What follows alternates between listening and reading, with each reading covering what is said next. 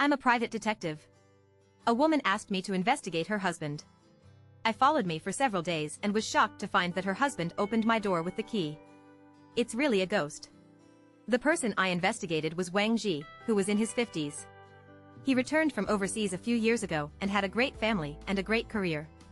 I was commissioned by his wife to investigate.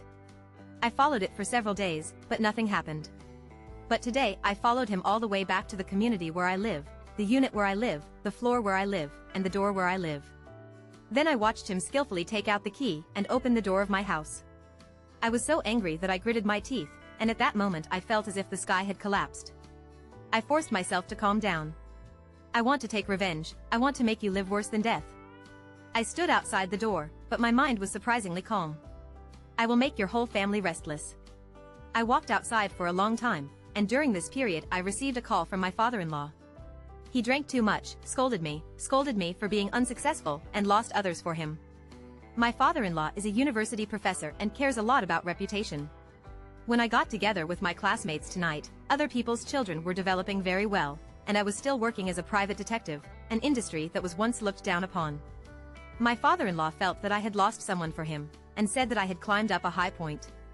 My wife felt very wronged when she married me. Finally, she scolded me and told me that he could not afford to lose this person after divorce.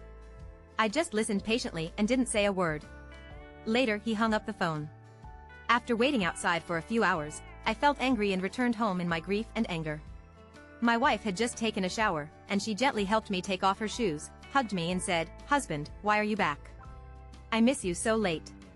I felt extremely disgusted, but I still pretended to be gentle and said, "Sorry, baby, I'm a little busy today, I miss you too." The wife smiled sweetly and then went back to the room to apply skincare products. In recent years, my wife has paid great attention to maintenance. She has a delicate face and a proud figure. It can be said that her face and figure are her most important things. "Don't worry, I will ruin you with my own hands." That night, I pretended to be careless and asked, "Bao, you know what I do? If I found out that you were someone outside, I would scratch your face with my own hands."